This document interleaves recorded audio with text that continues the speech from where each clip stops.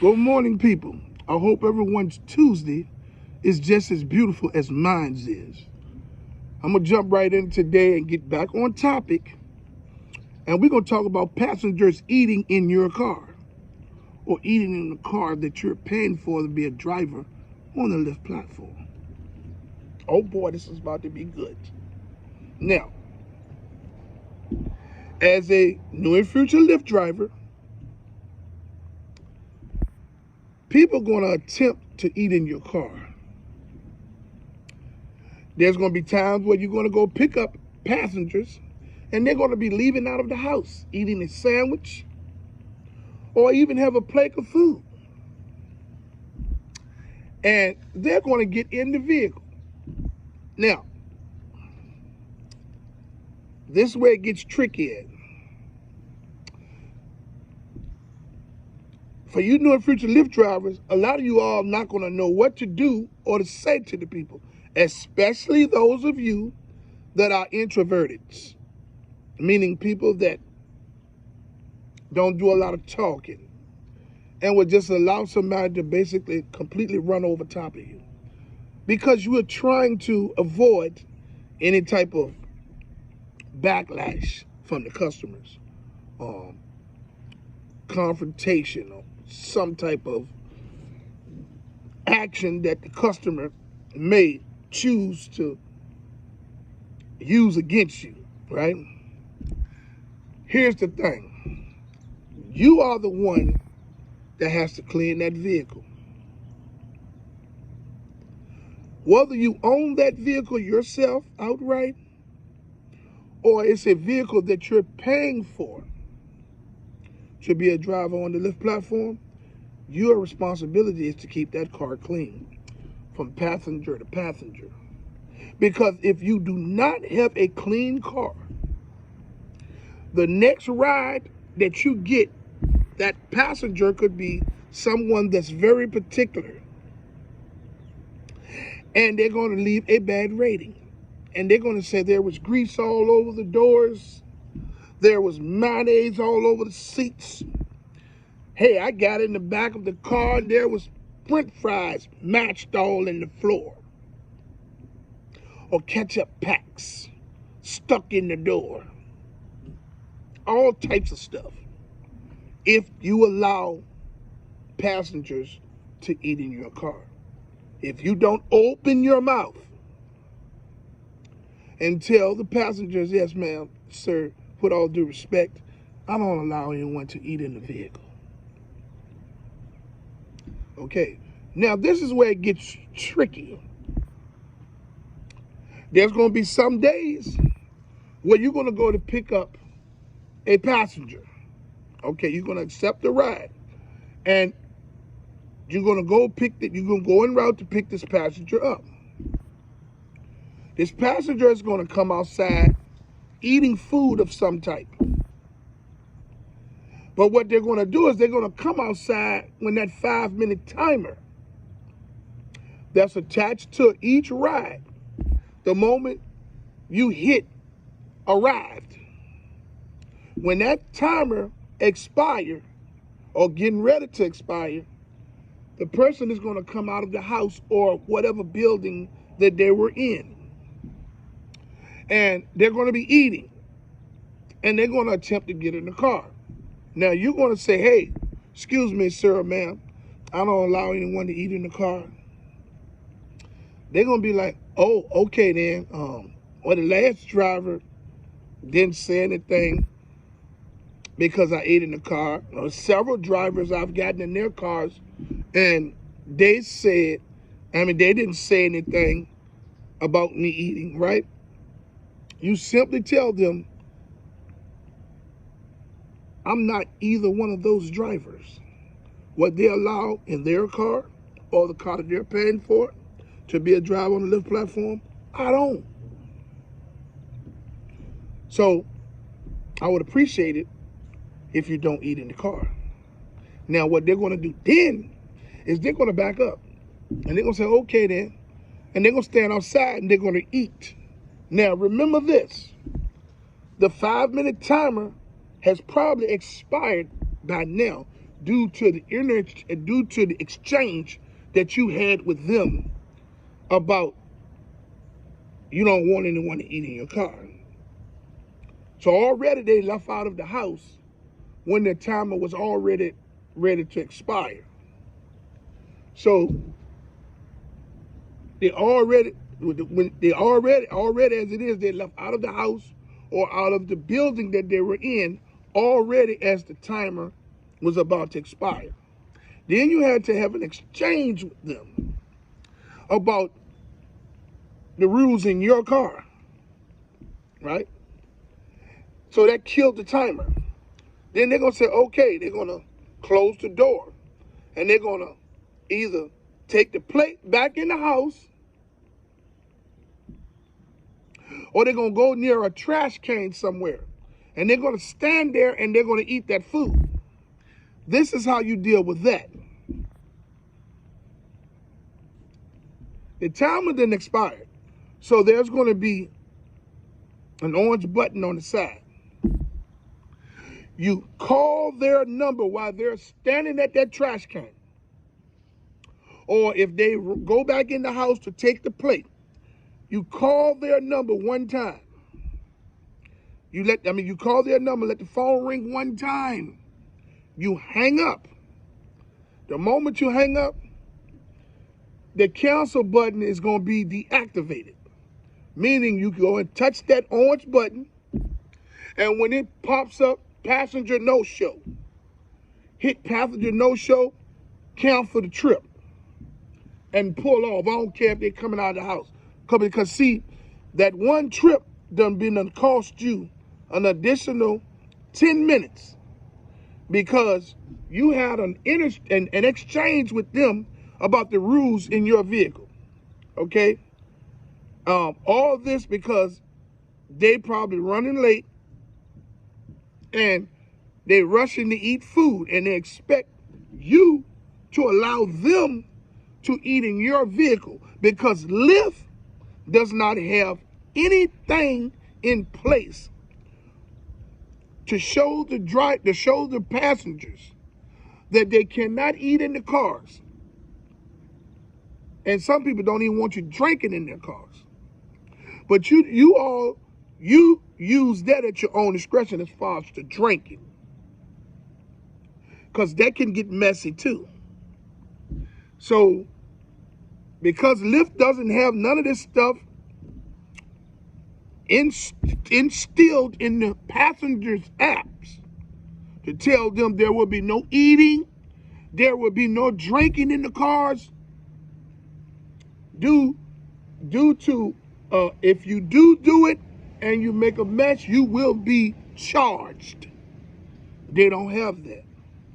They don't want to implement anything extra against the against the passengers. That's going to benefit the drivers because they're more concerned about the passengers than they are about the drivers. So I'm going to run back over this again. It's going to be times where you're going to accept the trip.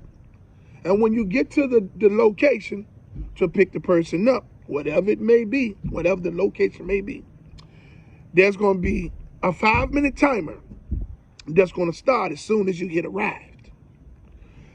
The timer is going to tick down to around about maybe 1 minute 30 seconds. You're going to see somebody coming out of the building or the house with eating some food, some type of sandwich, or have a plate of food. They're going to get to the car and they're going to open the door and attempt to get in the car with the food. You're going to say, excuse me, ma'am or sir, I don't allow anyone to eat in the vehicle. They're going to say, well, yeah, you know, the other Lyft drivers that I ride with on a daily basis don't have a problem with me eating in their cars.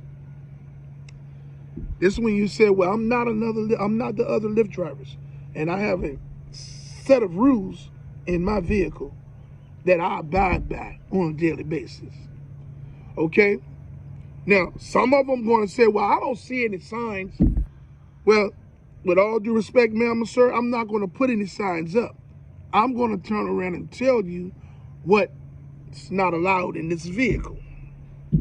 Now, that interchange didn't happen, and while this exchange is happening about you setting rules in your car, the timer done ran out. This person gonna say, okay, one thing you do not do, don't let them leave no bags in your car or no book bags, because that's another tricky tactic that the passengers will use. They will say, okay, I'm gonna put my bags down, I'm gonna go put this in the trash can, or I'm gonna run this plate back in the house, right?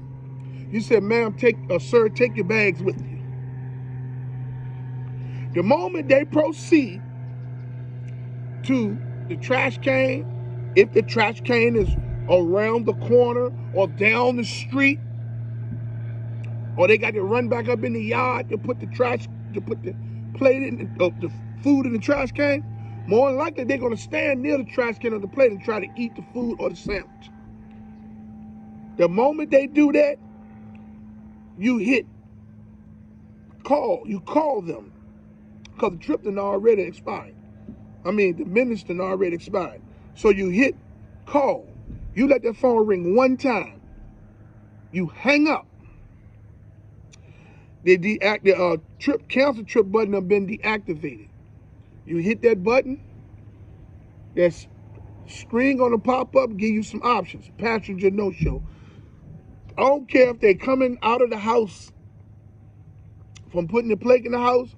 Once you hit passenger no-show, you pull off, you're going to get a cancellation fee. It's not going to be much. But because of the exchange that you had to have with them, it made the minutes expire, and then you're probably going to be sitting for another 5 to 10 minutes, right?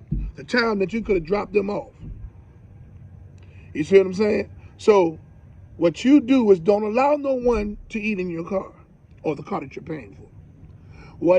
That's going to cause a lot of problems for you, because at the moment that there's a mess in the back seat, or grease, or mayonnaise, or ketchup smeared all on the door, and things of that nature, mashed up food in the floor, another passenger that you're going to pick up is going to see that. And they might enjoy the ride, but they're going to report you as having a filthy car. Then you're going to get all this backlash from Lyft. You can prevent all of that by not allowing anyone to eat in your car. Like I said, as far as drinking go, you can do that at your own discretion. You can allow these people to drink at your own discretion. But that can get tricky too. But the choice is yours, because there has been times where I picked up individuals from either Wawa's, 7-Eleven, or Starbucks. Grab big old cups of milky drinks, the mocha lattes, or whatever that stuff is with the caramel all in the cups and the whipped cream, all that stuff. I had someone talking on the phone during the ride. They so distracted by the conversation that they're in, they goes to pick up the drink out of the cup holder that was in the back. And the drink slipped out of their hand, the top popped off, and goddamn mocha latte splashed all up in the ceiling, all over the floor, all over the seats. And that caused me a problem. Oh, I'm so sorry. I apologize. You got somewhere I can clean this up. Now, here's the thing. You got to stop, grab some rags. But remember, Lyft tells you that when there's an accident caused in the vehicle, to take clear pictures of it, so that they can assess the damages and reimburse you for the cleanup afterwards. Okay, that's coffee. It's gonna dry. How in the hell do you supposed to take clear pictures of that? Now, this is what has happened to me before. When that happened, I got out the car, I told the person to get out of the car and took pictures of the incident. All the stuff in the ceiling, all over the floors, the back seats, all of that. The moment I dropped that person off, I reached out to Lyft, customer service, explained to them that there was an accident. I gave them the person's name and their pickup location. They're going to go in your account while you on customer service with them. And they're going to say, yes, I see that trip. You send them the pictures, which I sent them the pictures. About 45 minutes to an hour later, after I done cleaned the stuff from out of the ceiling, all over the seats, the doors, the rugs on the floor and everything. After it took me 45 minutes or maybe close to an hour to clean that stuff. Now, this is the time that I had to lose to keep the vehicle clean and stop me from driving and earning. They sent me an email back. They sent me a message back from the customer service, because the only customer service that they have is one that you have to send messages to, meaning you have to stop driving and reach out to them through the call to the customer service by messages and wait for somebody to reach out to you. So after an hour, after submitting everything to them, they said, due to the pictures, we don't see enough evidence to reimburse you for the time or the damage to the vehicle. You know why? Because the coffee had started to dry. And the only thing that was there was, when I got to take the pictures immediately, was like wet spots. So when I took these pictures and sent it to them, along with explaining who the person was and the address that I picked them up at, an hour later they sent me a message back through the app saying that unfortunately these pictures don't show enough damage for us to reimburse you. Yeah, I was hot. So that's why I decided there would be no more eating and stuff like coffee and things of that nature. Nah, if it's a soda that's in a bottle, I might let them drink that. But coffee, mocha lattes, no, I don't allow that in the vehicle. It's a waste of time. But you do these things at your discretion. I wanted to leave this video today so you all can understand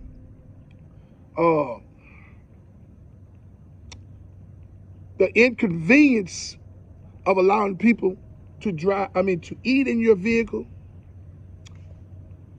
or drink in your vehicle. These things can completely slow you down depending on what accident it, or what mess was made due to you allowing these people to eat food in the car, or having coffee spilled, or mocha lattes or whatever. Now you got to remember that Lyft will send one trip after another. So you may have a trip that's already in the queue. So your seats are soaking wet. You got to cancel that because you can't pick nobody up and you got coffee all in the back seat of the car. Even if you put a rag down, the coffee is going to seep up through the rag if the person sit down. It could get in their clothes. People are picky out here today.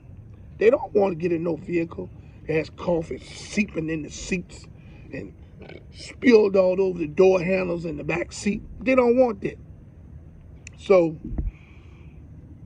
you do at your own discretion. But my advice is don't allow eating or drinking in your car. And depending on what type of drinking it is, don't allow it. Now, I would like to say to all you all out there to have a wonderful day. And I love you here at Rideshare Real Talk. And I hope you love me back. I would like to say that I fully support striking and protesting efforts of Lyft and Uber drivers and gig workers from city to city and state to state. I fully commend you all for your all's unselfish approach to fighting for change. Hey, even if we don't get any change, I stand with you 100%.